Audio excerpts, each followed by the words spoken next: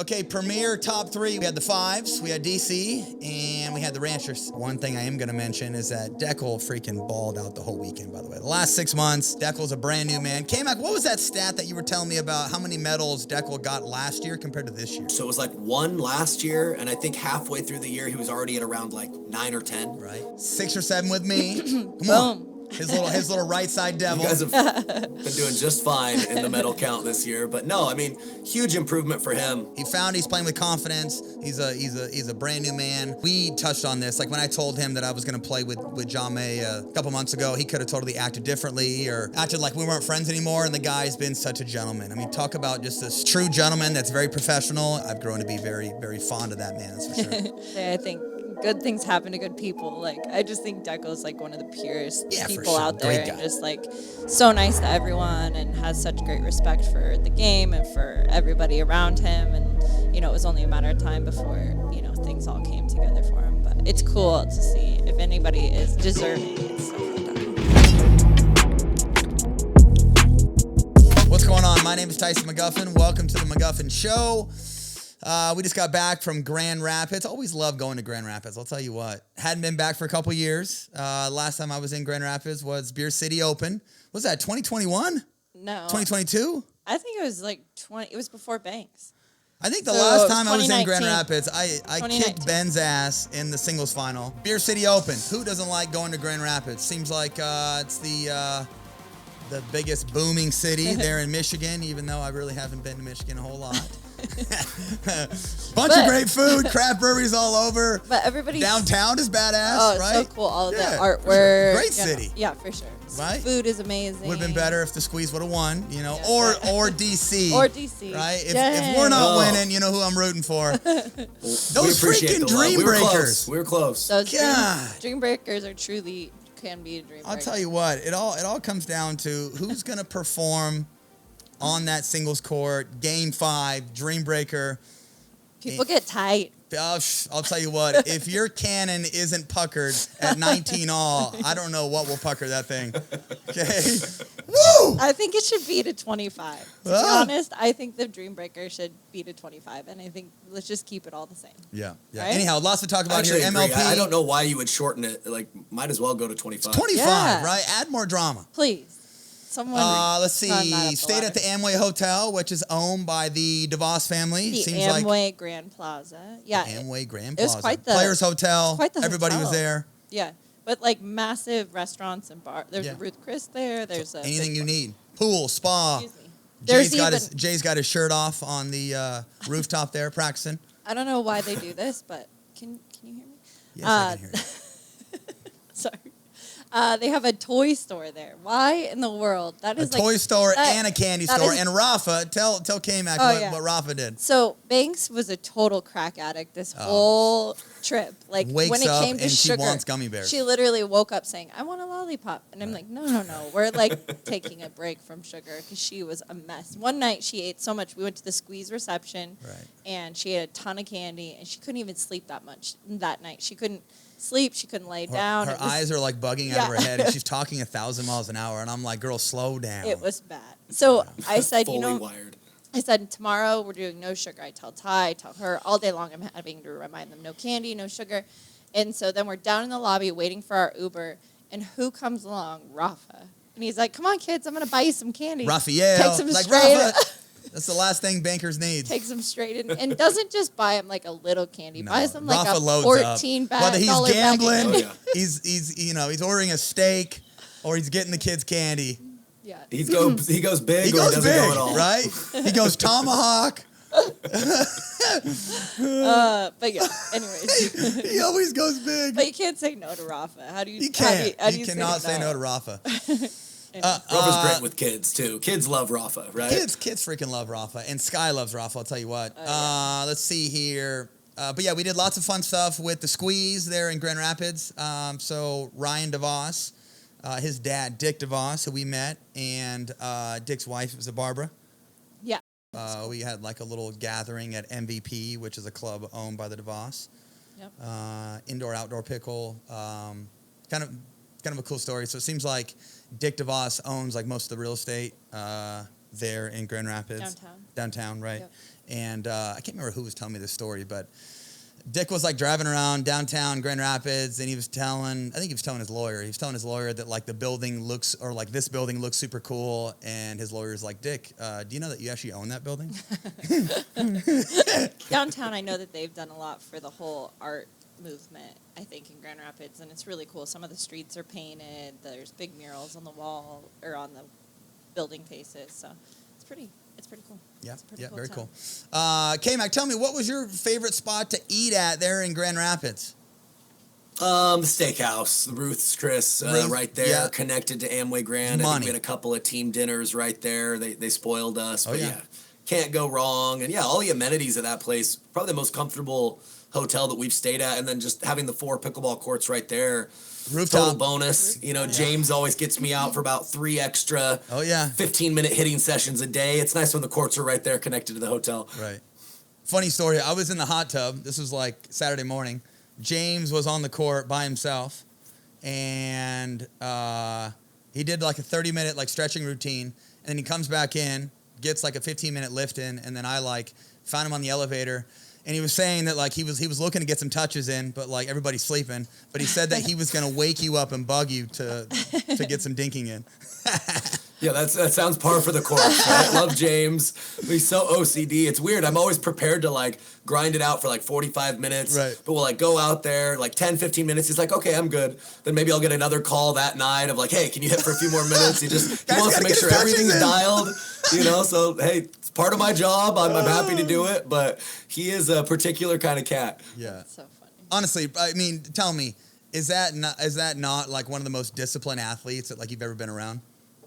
The guy. I mean, just yeah. I mean, James is a little bit of a scatterbrain, so I don't know if you think discipline would be the main word, but I guess it's fair. Like he's a very motivated guy, right? He lives and breathes pickleball. Right. But he's just a little bit of a scatterbrain, you know, at times where, you know, he's just a little bit all over the place. But, you know, if he's feeling confident, we see what his ability is like on the court. So I feel like as a coach, my job is just do whatever, keep his confidence high, and then just let his talent manifest in those matches. Yeah, I mean, discipline's probably not the word, but just a guy that's put in so much time and so many reps, right?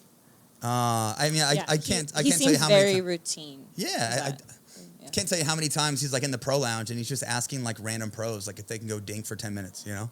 Right. No, I mean, and a super motivated guy. I mean, other than you, he's probably the biggest workhorse that I know of. Like, I don't think people realize how much he's doing with social media and with like teaching. I mean, talk about his 12-hour days, like, please. 60 to 70 days a year. So think about how busy you guys are with your schedule. I don't think a lot of people realize just how few days you're home. Right. He was going to tack on 60 to 70 days extra of teaching from morning to night, just cranking out privates and 2-hour lessons. So, I mean, me, who's supposed to be a professional teacher, is like, whoa, I cannot hang with that kind of schedule. So, a lot of respect for him and just how much he's just going all in every facet of pickleball right now. Well, it's funny because you and I were joking about like how like 5 or 6 hours of teaching in like a day is more than enough for us.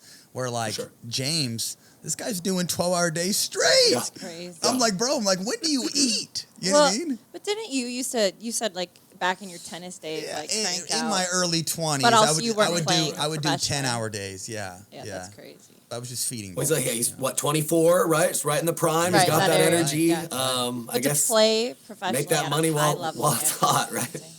Make that dough. Jimmy's all about making that dough for sure. Let's see here. I know some of our favorite places to eat there in Grand Rapids was, Ruth Chris, the Chop Steakhouse, which was like right across the street from the Amway Hotel. Went to Leo's Seafood, also yummy. And good to be back at Belknap. Is it Belknap or Belknap? Belknap? I think it's Belknap. I think Belknap. Belknap, okay. Silent K, I believe. Got it. Belknap. Good to be back at the park, right? It was good. They've done some improvements. They've built like a championship court, like viewing area thing, right? That's all permanent. Right. Pretty sure the grandstand camera was higher than VIP. You see how bird's eye, how high that camera was for grandstand on YouTube? I'll be honest, I guess I didn't even notice, to be honest with you. You couldn't see it. No, I mean, it was so high up there. Yeah. But anyhow, I thought it was a great event. let's see, started on Wednesday, Challengers Wednesday, and then led to Premier on Thursday, finished up Sunday. Let's see, winning teams. I know K-Mac doesn't want to touch on this, but winning teams were the Fives for Premier, and then was the Las Vegas. No, it wasn't. No, Brooklyn. No, I think, Brooklyn. wasn't it? Brooklyn. Shame on me. Jeez. Brooklyn. And Pablo. Guess what? Guess what Oh. Pablo's record was over the weekend? Take a guess. He was undefeated. 7-0, baby. Nope. Yeah. Hobby. Wow. Without a How about takedown? throw a little? How about we throw a little love for Pablo, right? Right, 7-0. In my opinion, Step up. Send a message. Premier level player. Drops Gets pretty down. unlucky. Nothing against Quang. Quang's capable of making the jump. I think we saw that. Quang But played well. Pablo got a little bit unlucky, getting relegated down to challenger. And rather than cry about it, he steps it up, goes undefeated. Team takes down the title. That's what you do Exactly. when And- you're thrown a You're thrown a back tough against hand the in wall. life. It can Like, make pretty you or break impressive. you. No, Yeah, for for sure. sure. 100%. Pablo balled out, man. 7-0. Let's see. In Challenger, who else balled out was Milan Rain. She went 9-1. Lang went 7-2. Jame 5-1, and Yana Newell, who played for the Hard Eights, went 7-2 as well. But yeah, you had Brooklyn win it. You had the Aces take second, and then the Hard Eights take bronze and beat up on BLQK in that bronze match. K-Mac, did you get a chance to watch our guy Rafi at all? I didn't watch him Rafi in too much. French? Honestly, I probably only saw the drama about the line call when they were playing Florida Smash. I think it was like one of the first couple days. Indoors. Not great line call by him and Michelle. A pretty bad one. Give us your thoughts on that. I didn't get a chance to watch Rafa play a whole lot, no. Give us your thoughts on that. Like I mean, obviously, BOQK's sideline must have seen something, right? Michelle, Yeah. So asked I mean, the ref to me, if it was in. that's more on the team to me. Ownership, coach, management. Because when you're on that side, if it's that in by that much and it's blatantly in, I think you need to change your call. Right? It's a bad look. I can see how when it's a smash, maybe Michelle didn't turn her head in time. Probably shouldn't have called it out if she didn't fully see it. Right. But I put that a little bit less on the players in that setting and more on kind of the team and the people on the sidelines, because the ref's going to ask, confirm that call. And, when it's that far in, that's a bad look for your organization. Apparently, she asked the ref, and the ref said it was out, which is insane. I didn't think you were allowed to ask the refs. Every time we ask the refs, they're like, nope, you're not allowed to appeal to us. So that's kind of weird to me. In PPA, you're allowed to ask the ref, obviously, right? And A then little bit different in MLP, though. Right. Because you have those challenges, and so they're Got supposed it. to kind of stay out of those calls as far as I know. So maybe they're just conditioned to try to ask. And K-Mac, But tell they me, shouldn't so be. can the sideline make a call or no? Can they just So entice? my understanding of it is the sideline shouldn't make the call, but a sideline Can be consulted. can let their players can know. consult afterwards. So we're not like shouting in out like live during the Oh, play. that'd Players be are supposed to do that, but you can. That ball was in. Confirm. I may have gotten a little excited making some out calls once in a while, but nobody's caught me yet. But no, I think we're supposed to stay quiet, but they can our players can kind of look to us and confirm the call or stay with the call. Got it. Okay. Let's see. So taking a look at the Premier players, we had Deckle went 7-1, James went 5-1. The boys, we had AL go 5-1. We had TM go 6-1, like that. Look out! There it is. Tina 7-2, and Quang Dong. What's his record? What did 7-2, baby. 7-2. Dang, Stud. That's impressive. Stud. For a guy just a couple months ago, most people were like, "Oh yeah, great singles player, but we don't know if he can play doubles." I can That's definitely play a doubles. pretty fast jump. Him and Christian got a win over the Johns brothers. Yeah. I'm sure they had some other big wins as well, but the guy's the real deal. Guy's the real deal for sure. And hey, if you don't mind, just for the viewers out there, break down Quang's doubles game and what you like about it. I just think that, and I'm going to give a little bit of credit to his dad. I always see him on the court training with Quang. I think he just embraces chaos, right? And that's how his dad kind of trains him. Obviously, build your game. If you're an elite singles player, an elite ball striker, build your game about being able to play in the chaos well and be able to drive, rip the ball, close in, crash in transition, kind of like Rafa-like at times in transition where he's taking these, swings. It seems, a little wild at times, but it takes a long time to develop all the nuanced skill set of the soft game in doubles. Right. So I think if you're a high-level singles player, it makes sense if you want to make a splash to look to play a little bit faster early on and make opponents feel pressure that way. Now, I'm sure he's going to continue to develop the soft game and all the nuanced aspects of that. But I think play to your strengths, and that's what he's doing. He's ripping the ball, he's crashing, he's showing that he can play a fast, aggressive style, which is kind of the direction the game's going. Yeah, I think just with how much bite he gets on his dinks, sets up a lot of liftings. He can speed off the bounce. He, for a guy, I mean, you think Quang's like 6 foot maybe, 5'10", for a guy I think he's a good like 5'11", 6 foot. Yeah, for a guy that isn't all that tall, leans well. Right. I think one aspect of his game that he's still working on, like if he speeded his body, it looks like he's sliding and finding space. So someone like that may need like a little one-handed backhand punch, but overall, the guy's come a long ways in the last 6 months, that's for sure. And I think his dad plays a big part in all of that. Definitely, for sure. Duke and I Quang. just think the idea of having topspin, especially against the Johns brothers, I've said this for a while, that I really think the best way to make the Johns brothers feel pressure is not going slice to slice with Ben, right? So if you have to run around and go inside out forehands with topspin, or if you have the ability to roll the two-hander, even better. But I just think that creates, like you said, creates more of those lift dinks, allows you to get some attack looks at the Johns brothers, and keeps you from just dinking with them all day long and making it a who misses first contest. Yeah.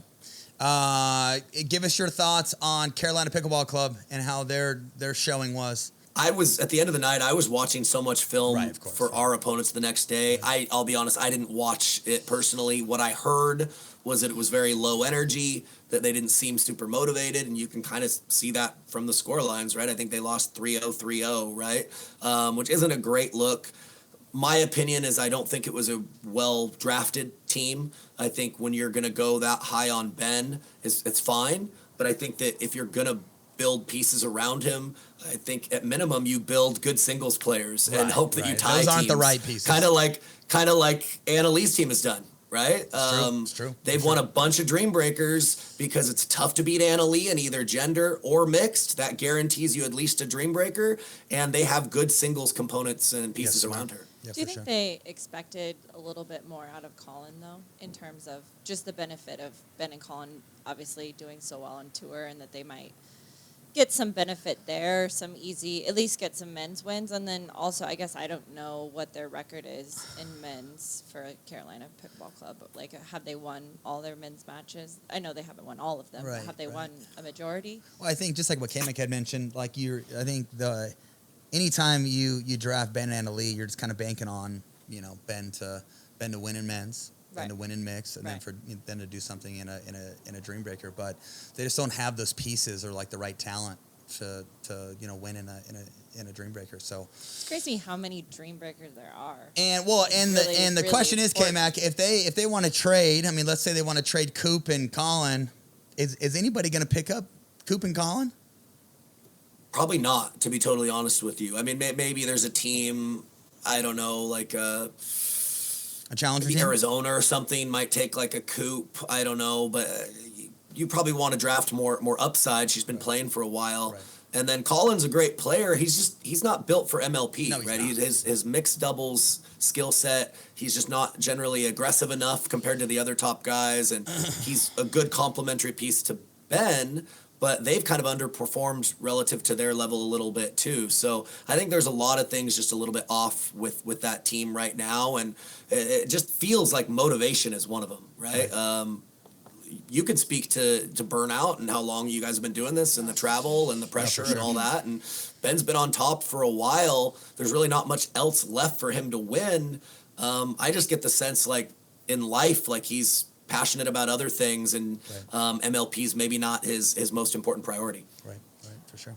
Okay, Premier top three. We had we had the Fives, we had DC, and we had the Ranchers. K-Mac, let's talk about that finals Dream Breaker duo. And one thing I am going to mention is that Deckle freaking balled out the whole weekend, by the way. The last 6 months, Deckle's a brand new man. K-Mac, what was that stat that you were telling me about how many medals Deckle got last year compared to this year? Was it? Yeah, it was something like, was it like this 2? was like a month or 2 ago. Yeah. So it was like 1 last year, and I Right. think halfway through the year he was already at around like 9 or 10. Right. So and it might 6 even or be a 7 touch with higher me. now. Come on. Yeah. His little right side devil. You guys have been doing just fine in the medal count this year. But no, I mean, talk about a huge guy who just improvement for found him. it. He's playing with confidence. He's a brand new man. And we touched on this. Like when I told him that I was going to play with John May a couple months ago, he could have totally acted differently or acted like we weren't friends anymore. And the guy's been such a gentleman. I mean, talk about just this true gentleman that's very professional. And I've grown to be very, very fond of that man. That's for sure. This is where I say I think good things happen to good people. Like I just think Deckle's like one of the purest people out there, Great guy, and just freaking. like so nice to everyone, and has such great respect for the game and for everybody around him. And you know, it was only a matter of time before things all came together for him. But it's cool to see if anybody is deserving. It's definitely Deckle. Yeah, it seems like there's all these like different pockets of friends, in the pro scene.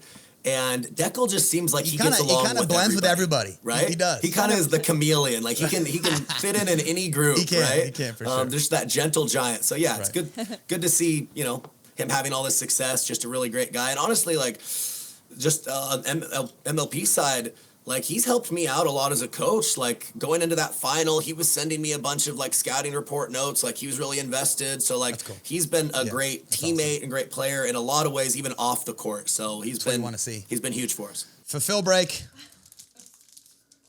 Dun dun dun. You guys ready for this? Tastes like a candy bar. 15 grams of protein, 1 gram of sugar. Best bar in the game.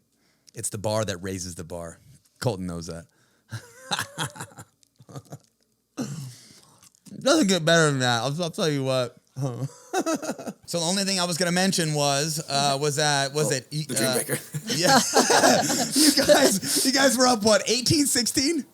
Yeah, 18-16. And tell me, had Deckle missed the serve the whole weekend?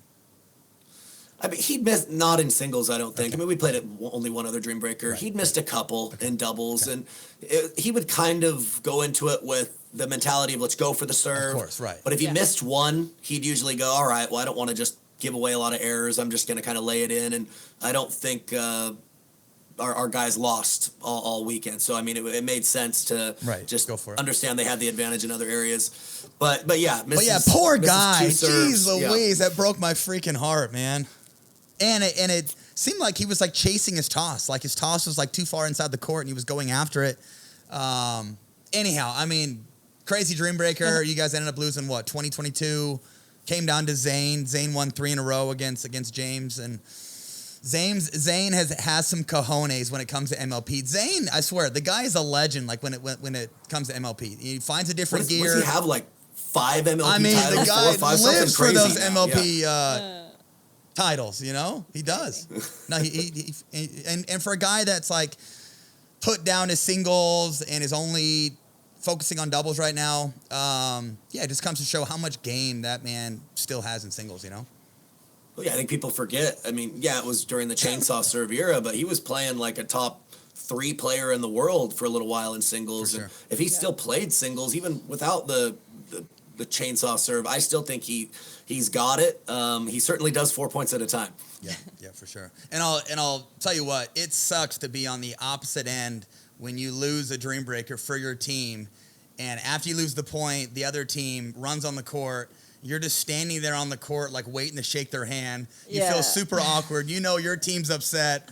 So we ended up losing to the Flash, and it came down to freaking Augie and I, and Augie won the last 2 points and ended up beating us like 21-17 or something like that. And I go to shake Augie's hand, but like his team runs out, gives him a high five, like gives him a hug. I'm just standing there very awkwardly at the net, like waiting to give high fives. So that is not a fun position to be in, I'll tell you what.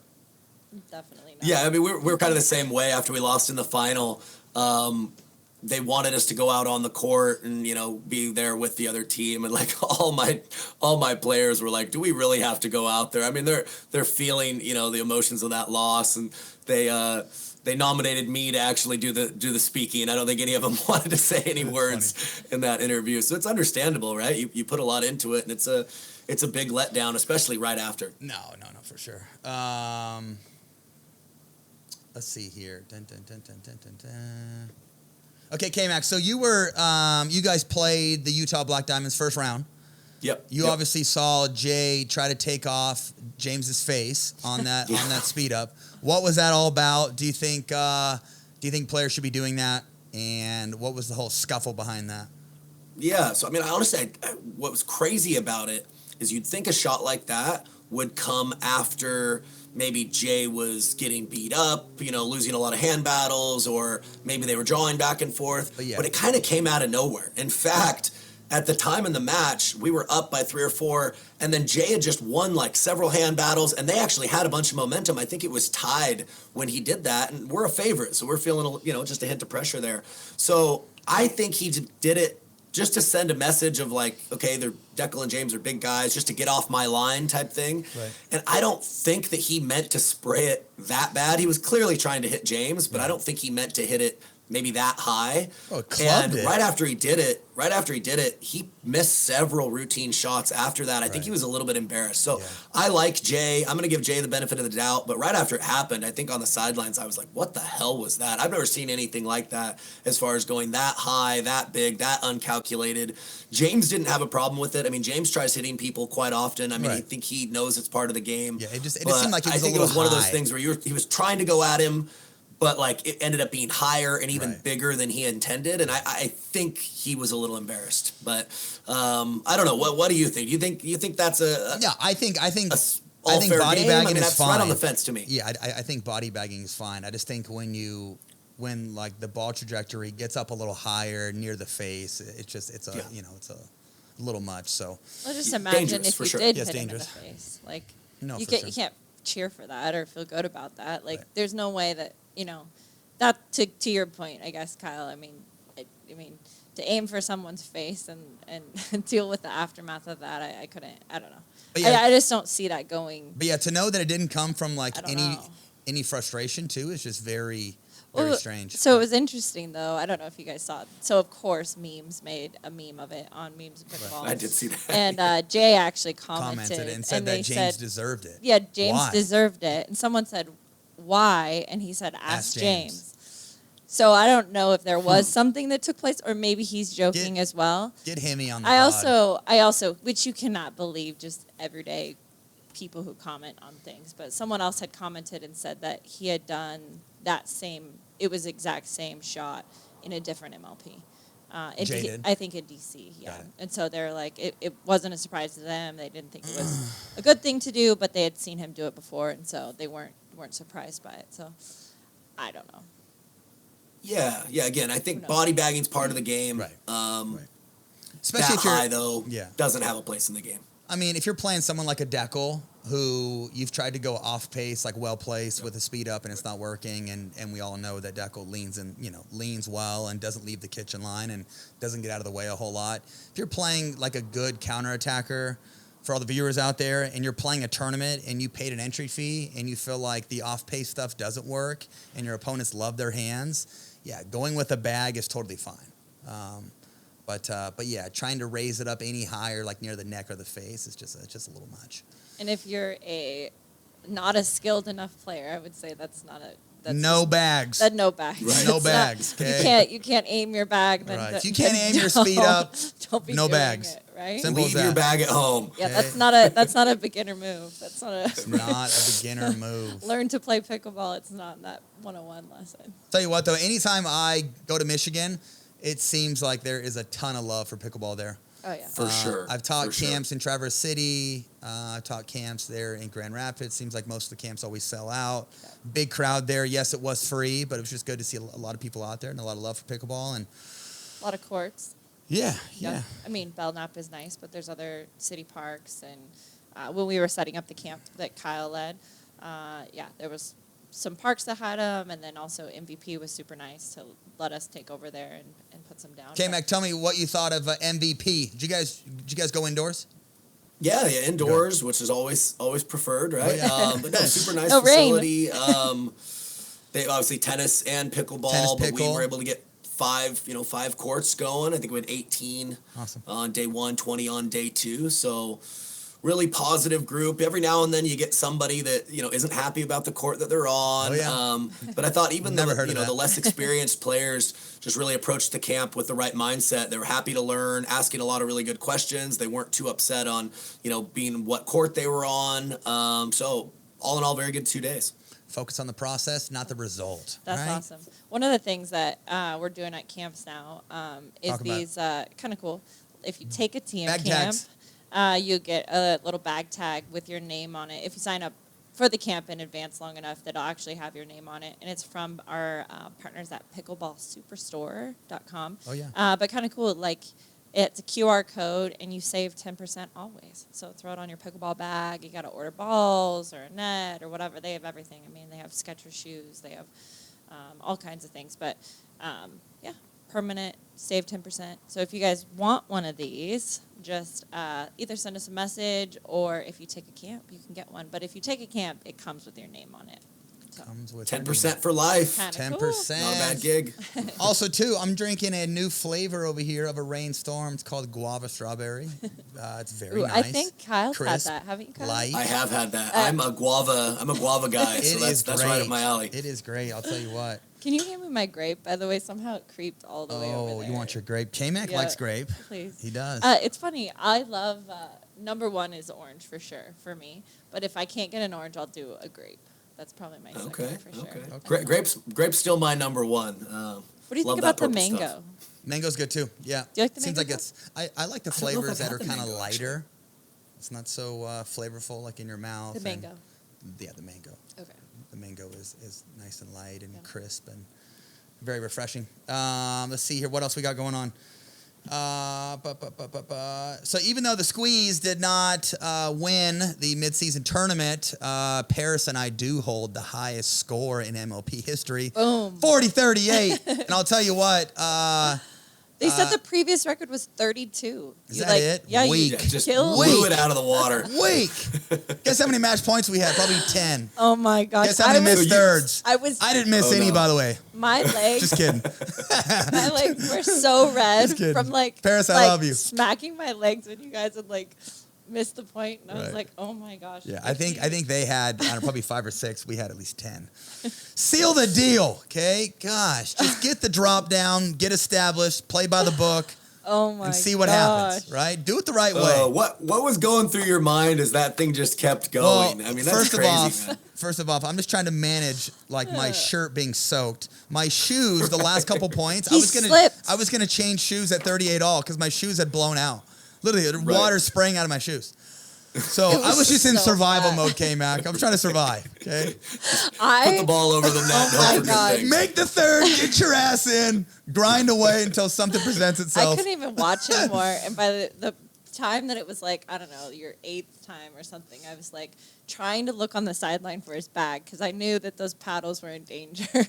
if he lost after I'm that breaking many every match paddle in that bag. he's not going to have a single paddle left. So I better Y'all find better him send me out. some more. But K-Mac, at 39-38, I look at Paris and I say, now's the effing time, okay? Right. Now's the time. Break it open. In the pants Yo, K-Mac special. Break that shit open. Break it okay? open. Come on. I've got my 5 or 6 phrases that I just kind of rotate through when I coach. That's one of them, though. Too funny. Anyhow, there's this video of Ty, and we'll put it in the pod. And it's in the latest vlog as well. What's that gentleman's name from Michigan? He's taught for us. K-Mac, you know who I'm talking about. He's from Michigan. He taught the camp in Cincinnati for us. Senior pro guy. Maurice, Selkirk guy. Always tucks in his shirt. Fan. You know what I'm talking about. I'm blanking on his first name. Anyhow, he ended up. I don't know. Mitcher fan. Yeah. He must have filmed for 20 minutes, but he filmed match point and he filmed Ty in the stands. And Ty basically jumps out of the stands on match point and he's flexing at me and he's pumping his chest. The guy was so excited. It was the funniest video. Yeah. It's pretty great. Guy's pumped up. Well, and it's so funny too because if you slow it down, all the people around, just because there was so much pent up motion and cheering in that one, everybody is just screaming. Right. Yeah, it was pretty cool. It was super cool. I thought the energy in general there was great all weekend. Sure, I mean, sometimes that's a product of just MLP, but we've had a few MLP events that have been not the same. Kind of a little bit lackluster in that department. But Michigan love for pickleball, man. Great fans, yeah, great fans there in Michigan. I felt like the energy every match was just top notch. It was great to be a part of. Yeah, for sure. It was kind of funny. Like a couple years ago, anytime we took Ty to a tournament, he would end up like finding some buddies, and he would just play pickleball the whole time. Couldn't sit still. Right, now it's so cool. Now like he's so invested in like all my matches, and he's sitting courtside, or like he wants to be on the bench with K-Mag during PPA events. So our very last match, the squeeze, ended up letting Ty stand on the owners. Yeah. Stand on our bench, cool. and he was like fired up the whole time. Oh yeah, and it was super funny because our girls were playing, and playing a tough team obviously, but like. They would lose a point. He'd say, "Shake it off." Shake it off. Ty had like 3 key phases. Like, shake it off. Let's go, and you'll get him next time. This one. This one. This is funny. It's great when he's on the bench with me for PPAs too, because it's like I'm like, all right, we're your dad's coaches. Let me know what you see, and he totally takes that to heart. He does. And he's giving me stuff, and like he may be right, but I'll be the first to admit like I can't follow it. He's like, we need to go like 3 balls there, 1 ball there, then we go middle and then outside. I'm like, okay, all right. It's a soccer. Notes, it's buddy. a soccer what can play. I use here? Simplify your notes. That's too funny. And it was kind of funny too. Some of the match points in that match. Klinger, so we're playing Klinger and is it Jackie Kawamoto? Jackie. Right. Jackie. Klinger obviously is like very subdued and quiet and all the above. Klinger during match points was like telling the crowd to like quiet down, but he was joking about it. And Jack Sock was like laughing the whole time. It was actually very entertaining. Very funny. It was, yeah. The dynamic of those two is pretty funny to me. It is got totally. Jack, who's like super charismatic, high energy guy, and then Klinger's just, much more subdued. I mean, I don't know him personally super well, but it's kind of been cool to watch from the outside and see Jack like kind of like that older brother, like bringing CJ along and like giving him energy a little bit. But it's kind of a cool dynamic that those two have. Yeah. That match in particular, it was so funny. I don't know if they were like fans that like maybe didn't know, or it's just MLP and a little bit more goes or what, but like people were literally cheering through the point. So like if someone had a good shot, they weren't like cheering like an ending cheer. They were like, ooh, like all the way through it, to the point where like I felt so bad. When it got super tense, there was a good like group of us that would be like, shh, shh, shh, because we're nervous. We can hear it the whole time. And it was funny. There was people cheering for both sides, but all throughout the point. So it was just, there was a lot going on. And hey, so AZ Drive almost lost to the Black Diamonds. In a Dream Breaker. Correct? Yes. Right. Yeah. Right. Well, I don't know. It wasn't that. The Dream Breaker wasn't that close, I don't think. But they did. I didn't watch it, but I think it was like 21-18, 21-17. So respectable. Okay. Right. Yeah, Do you think AZ Drive is going to hang on to Kohler after this last weekend? It's a good question. Because AZ Drive, I would assume, is playing in Salt Lake, correct? I think so. Okay. I haven't looked for sure, but I imagine so. Being a West Coast team, I imagine they would. Right. I guess ask me this: if you don't keep Kohler, who? What other left side player are you going to pick up? I mean, I guess you could have Dylan play the left too, but they had Kohler play the left in men's. Right. I think he did reasonably well, and I don't know who would you pick up instead of him? That's tough. Maybe somebody's more up and coming, but Kohler has played at that level. He can obviously hang tough. at that level when he's playing his best game. Right. It's a great question. I have no answer. But I mean, I would assume one issue with the right. not being able to pull from a challenger team, right? Dylan's going to have to step up and just play the left. Like if they're going to get rid of Kohler, they're probably going to have to find somebody in more of that setup role where Dylan plays a bigger piece of the court, But it's tricky because Dylan hasn't had the best mixed results in PPA the last couple of years, and he's obviously has been very successful playing men's and is now number 1 in the world in men's doubles and plays the right super well. And do we know who else? Definitely one of the top 1 or 2 right side players right now. But just isn't as comfortable creating and playing a bigger piece of the court on the else left. has he played men's with on the tour? Yeah, he played some with Andre last year. Right. But I mean, mainly it's been J-Dub for the last year or two. So. And Dylan's another one of those guys, and I love Dylan, and I've sung his praises for a long time, saying that for a while I thought he was the best right side player in the game, just with how consistent he's been in that role. But Tardio and Hayden, he's another guy that kind of like Colin John's, not as extreme in an MLP setting team. He's not as valuable as in PPA, right? So and sometimes great players are just not as valuable in this format. Right. And Dylan was like the 9th or 10th pick, I think, first round? What's crazy is he went before J-Dub. Did he really? No way. J-Dub went 12th, and I'm pretty sure Dylan went.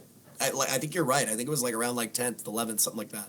I could be wrong, but I know J-Dub went 12th, but I don't think Dylan went after that. So, pretty surprising if I am correct on that. And it seemed like adding Vivian Glassman was a great addition to the DC team.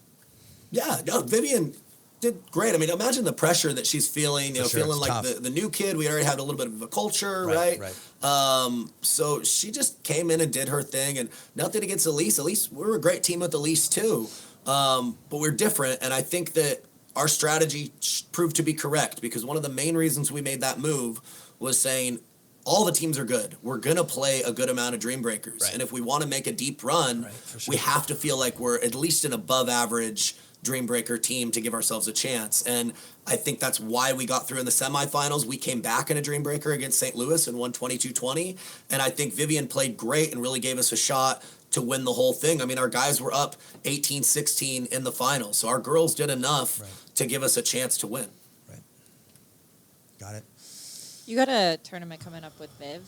Yeah, Glassman. We're playing Kansas City. Right? Playing Kansas. No, I'm playing with Kawamoto. We're playing. I can't remember. I'm pretty sure it's Bristol, Tennessee. Kansas I think. City. I don't know. But I think I am got playing with Miss Glassman. I'm pretty sure I got an email today that your drink of water. Vivian registered with you. You guys have a tall team. I'll tell you what, man. You got James, Deckle. We've got a lot of height. We got a lot of power. Right, you do. You do. Okay, well, I think that's everything for me here. Alcaraz winning Wemby. That guy's a star. Yeah, I mean, I'm not super surprised he won. How about those first two sets, though? I don't think anybody saw him just running through Djokovic. Djokovic was trying to come in a ton. He was trying to serve and volley and play old school grass court tennis, and he was getting passed left and right. Alcaraz is scary good, man. I think he's going to be around for a long time. Seems like it, for sure. Yeah, and Murray announced his retirement. Is that like he's done for the year, or that's just his last Wimbledon? He's done. He's done. Done. He's done. I think that's it. I think he's done. Yeah. Heck of a career. Love watching Murray play back in his prime. Freaking double hip surgery too. Yeah. Yeah, what an absolute warrior to still come back and grind out for a few more years. Right. Mama, anything else? No, I mean, in Mama's corner. Just bracing ourselves for a very long travel. Although we changed 6 it a weeks little in a bit. row. We're gonna steal a couple days at home, but no, we literally, it like hit me yesterday. We're leaving on July 22nd, and we are not home again until September 2nd.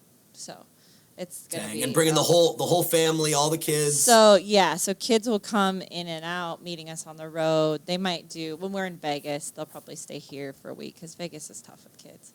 For sure. But yeah, we'll take one break with kids in Vegas. But I know what we're else, doing if we don't make Championship Sunday. We're making it a Championship Saturday night at Marquee. Table, bottle service, K-Mag knows. Pop off till 4 a.m. We really got to turn the lights on. Redo the pool party. I'm still lobbying for the pool party. Right? Bring that might even be better than the club. Bring that back. Somebody else cover the bill, though. Yeah, please. We're splitting it. Get Sherry. Get Sherry again. Right. Bring your one, Sherry. Yeah, that's not going to cut ones, it. That's not going to cut it. Anyways, but so long stint on the road, just prepping for that. We are going to come home after MLP Salt Lake just to steal a couple days, like 3 days at home before we head to Kansas City. It should be crazy adventure. So follow along, and as always, if you're not subscribed to Making McGuffins, check it out on YouTube or on Mondays at 7 p.m. Eastern and 10 p.m. Eastern on Pickleball TV.